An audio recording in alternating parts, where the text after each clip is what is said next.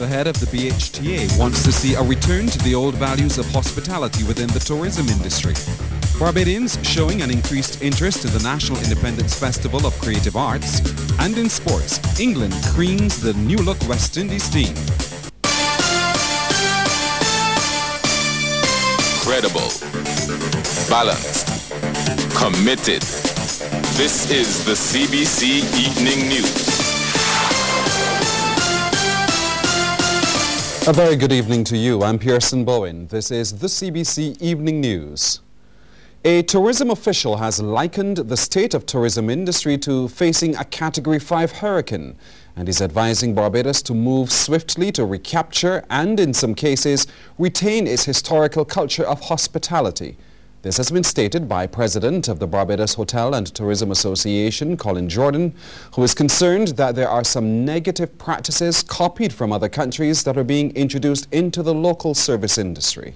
We're becoming increasingly vulgar, increasingly secular, increasingly materialistic, and increasingly intolerant.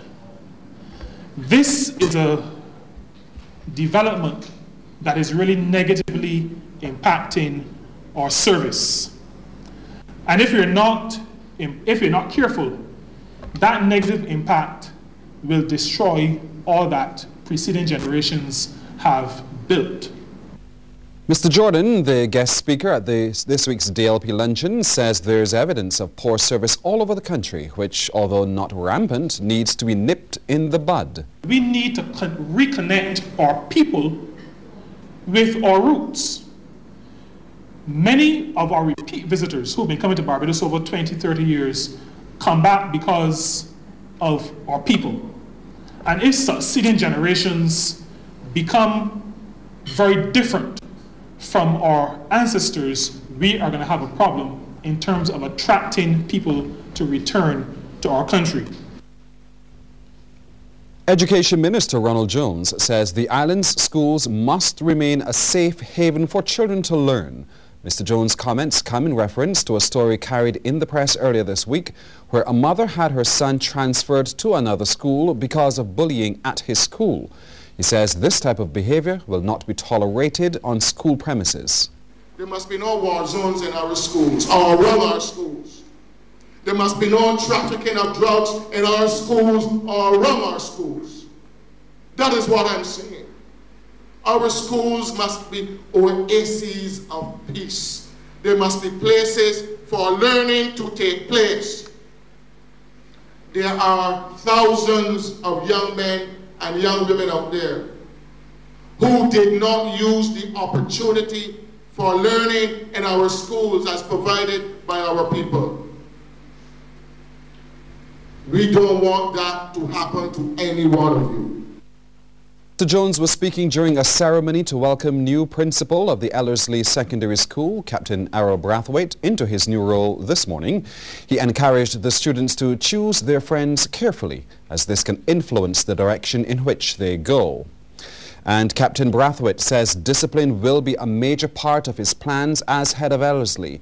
He says enforcing the dress code and time management will be a must for both teachers and students. Things like students arriving early for school, teachers certainly getting to their classes on time and delivering what we are here to do, a sound education, ensuring as a school that we understand the direction in which we are all going, and sort of looking at the curriculum to offer a solid product to all of the students that we are catering to, because we have some of the brightest and we have some students who will be skilled in other areas. So we want to cater as far as is possible to all of the students that come through our gate.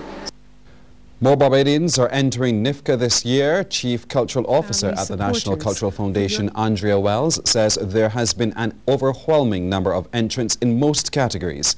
The most drastic increase has been in the area of music, which has recorded a 40% increase. She was speaking during the launch of NIFCA 2011 at the Hilton Hotel last night. In the category of drama speech, we are seeing the continued increase in the number of spoken word entries, reflecting the growing interest of many of our youth in this art form. Visual arts and photography entry forms indicate the usually high numbers registered, and we look forward to reviewing these once the actual artworks are received in October. And the newest category in NIFCA, film video, which was first introduced in 2001, continues to show promise, with 15 entries registered this year. We eagerly look forward to the screening of the top awarded entries on November 24th at the Queen's Park Steel Shed. The literary arts shows increases in the number of book entries this year, which indicates the growing interest by Barbadians in self-publication. Well, Acting Minister of Culture, Michael Lashley, says NIFCA not only serves as a festival to showcase the talent of Barbadians, but to help them develop that talent. NIFCA has served as a reminder to Barbadians of our unique character and heritage and of the creative accomplishments of our independent nation. This festival highlights Barbados' creativity and skills in the performing arts. Through these creative avenues, the artists continue to create mosaics of Barbadian culture, which reflect our life and history for all to experience, interpret, and enjoy.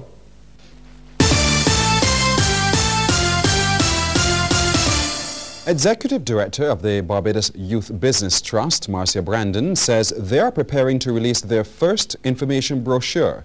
She says this is in response to an increase in the number of young people expressing an interest in starting their own business. The brochure will provide information on how to get a business started. We're very excited about it because it's the first time we're doing this together. And what it will do is when you pick up that brochure, you'll be able to see every single organization that's helping businesses and entrepreneurship development in Barbados. And young people and people who want to start businesses will be guided by that, where they can go for what, yeah?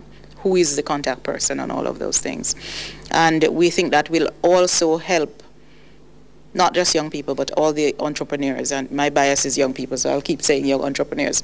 All the young entrepreneurs out there who need help, and we'll be able to focus them on to where to go.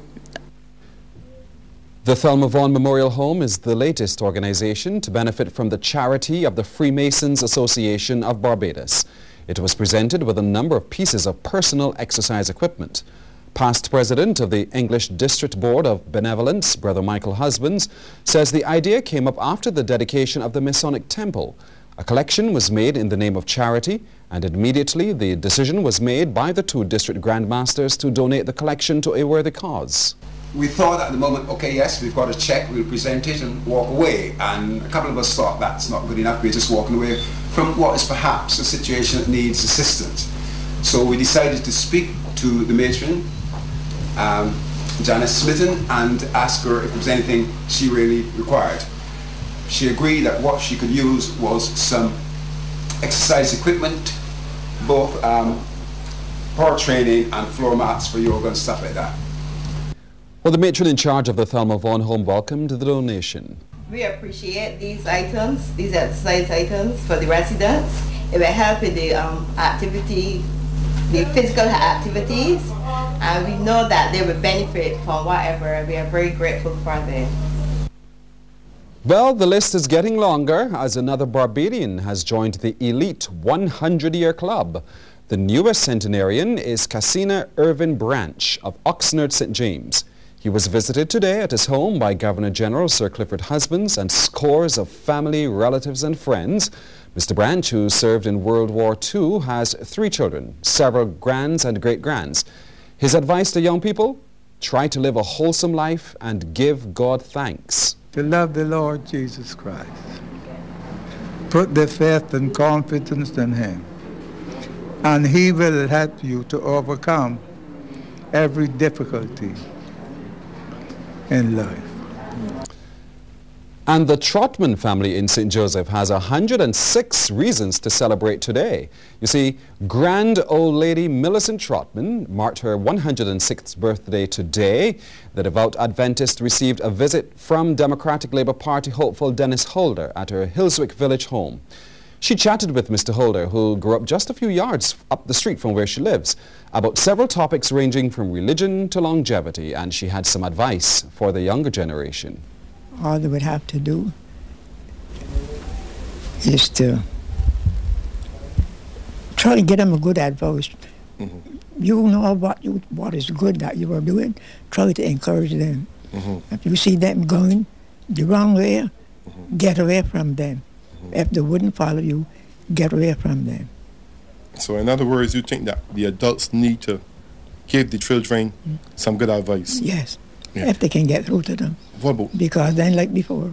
Tell me something. Nowadays they talk about lashes, and they say you shouldn't lash the children. I know about that. What you say you don't know about that? What you mean? I know about don't lash them. So you think you should lash the children? Of course, you ain't got to brutalize them. Excellent advice, Ms. Trotman. She was presented with a fruit basket by the St. Joseph Parish Ambassadors, who sang happy birthday to her. Well, Barbados can boast of several places of interest, but there is one that is quietly gaining a reputation for its beauty and tranquility. Mike Goddard says you can find that place of paradise in St. Joseph. Castle Grant in Joseph used to be one of the larger sugar plantations in the old days. But today, Castle Grant, at least a small part of it, is growing something other than sugar. Nearly 7 years ago, well-known horticulturalist Anthony Hunt bought 10 acres of the old Castle Grant plantation. We all know of his love for plants and gardens, and so he set out to turn a gully, or as he calls it, a sinkhole, into what is now Hunt's Gardens. Beautiful flowers, some very rare and others well known to Barbadians. Lush vegetation, towering palms, even some fruit trees, all combined to make this place a bit of paradise. Anthony Hunt says there are things to be enjoyed by Barbadians and visitors alike.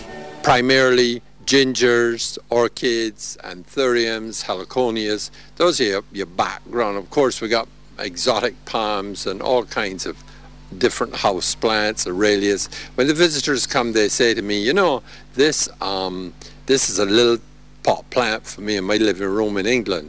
And look at it, I'm walking under it here as a big shrub.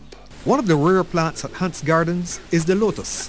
Lotus is Indian, and it holds a lot of religious things with the Hindu faith. And in fact, the leaf, the Guyanese use it at weddings and religious functions as a plate. So instead of having a paper plate to put the curry on, they use the big leaf. And in fact, that big leaf at one of the weddings in Guyana, I was told that this Englishman said food was delicious, but he found the salad a little bitter because he ate the leaf. And of course, there are ginger lilies of all types, anthuriums of all colors and sizes, and numerous others which a non-gardener like me will rather admire than try to name. Anthony Hunt says people from all across the world come to the gardens, and about 60% are returning visitors. Many of them have heard about this tropical paradise from others who have been there. But the big question is, why would anyone want to visit Hunt's Gardens? I think it's an experience really of peace.